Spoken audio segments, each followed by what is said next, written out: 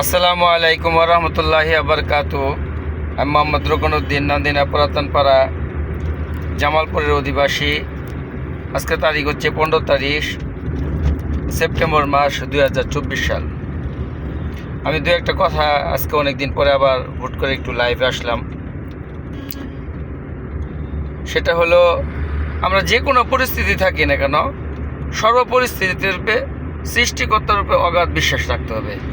অসুস্থতা আলহামদুলিল্লাহ, মানসিক চাপ আলহামদুলিল্লাহ, কেউ ক্ষতি করার চেষ্টা করছে আলহামদুলিল্লাহ, কেউ টাকা পয়সা মেরে নেওয়ার চেষ্টা করছে আলহামদুলিল্লাহ, কেউ লুটতরাজ করতেছে আলহামদুলিল্লাহ, কেউ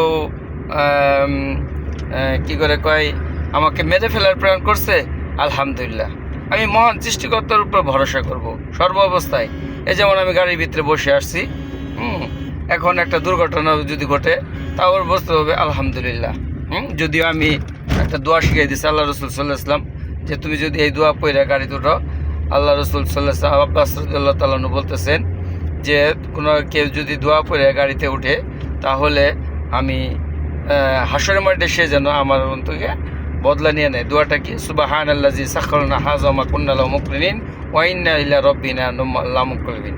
এখন আপনি বলতে পারেন, রোকন ভাই তাহলে আপনার পা যে কেটে ফেলছে তাহলে কী হয়েছে? আসলে আমার তো ওটা তো পা তো কেটে ফেলা, এটা তো গাড়ি অ্যাক্সিডেন্ট হয় নাই, এটা আমাকে প্রখ্যাত স্বীকার করে আমাকে কেটে হয়েছে। আমি দোয়া পরে এই গাড়িতে উঠছিলাম। আমি সবসময় যে কোনো টাইমে দোয়া পরে এই গাড়িতে উঠি। যাই হোক, ওটা বড় বিষয় না। কথা হয়েছে ওটাও একটা আল্লাহ তাআলার পরিকল্পনার অংশ বিশেষ ছিল, যারাই করছে, যার যেখানে আল্লাহ তাআলা কোরআনের ভিতরে বলেন যে ইযা আসাবা মিন মুসিবাতিন ইল্লা বিইজনিল্লাহ, আল্লাহর নির্দেশ ব্যতীত তোমার সামনে কোনো বিপদ আসতেই পারে না। তো বিপদটা আল্লাহ তাআলার হুকুমে আসছে, তো এটা নিয়ে হতাশ হওয়ার কিছু নাই, এটা নিয়ে ঘাবড়ানোর কিছু নাই। সমস্ত কিছু, সমস্ত হালতকে আল্লাহ তাআলাই সামনে নিয়ে আসছেন এবং সমস্ত হালতকে পরিবর্তন করেন একমাত্র আল্লাহ তাআলা। এখানে কারো কোনো হাত নাই। আল্লাহ তাআলা বারবার বলছেন ইয়াখলুকু মা ইয়াশা ইয়াখলুকু মা ইয়াশা, আমি যা ইচ্ছা তাই করি। আমি যাকে চাই তাকে ইজ্জত দান করি, যাকে চাই তাকে অসম্মানিত করি, যাকে চাই তাকে বাদশা বানাই, যাকে চাই তাকে ফকির বানাই। এটা কোরআনের আয়াতের ভিতরে স্পষ্টভাবে আল্লাহ তাআলা বলে দিয়েছেন যে সমস্ত কিছু আরশ, কুরসি, লৌহ কালাম, সাত আসমান জমিন এবং পৃথিবীর 18,000 মাখলুকাত, সমস্ত জিন ইনসান ফেরেশতা এবং আরও অন্যান্য গ্রহ উপগ্রহ নক্ষত্র, এরকম যত কিছু আছে, পানির নিচে থেকে নিচে সমুদ্র মহাসমুদ্র,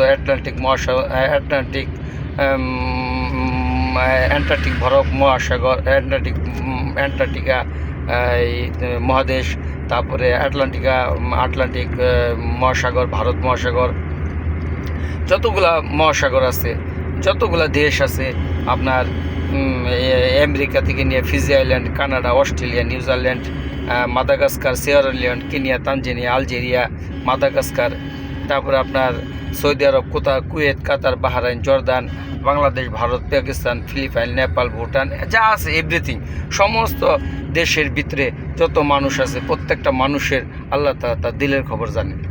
প্রত্যেকটা মানুষ সে কী চিন্তা করতেছে, কী চিন্তা ভাবনা তার মনের ভিতরে পোষণ হইতেছে, এটা আল্লাহ সুবহানাহু ওয়া তাআলা জানেন।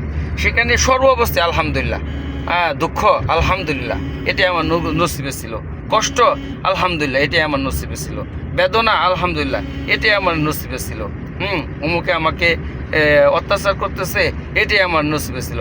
আলহামদুলিল্লাহ যখন আমি আল্লাহ আলহামদুলিল্লাহ বলবো, তখন আমার কোনো পেরেশানি থাকবো না, আমার মানসিক কোনো চাপ থাকবো না।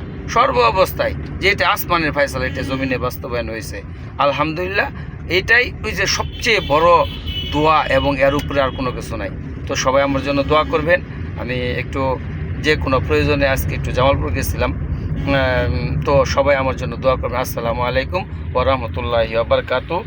কথার ভিতরে ভুল হলে অবশ্যই কাইন্ডলি আমাকে ক্ষমা করবেন। আসসালামু আলাইকুম।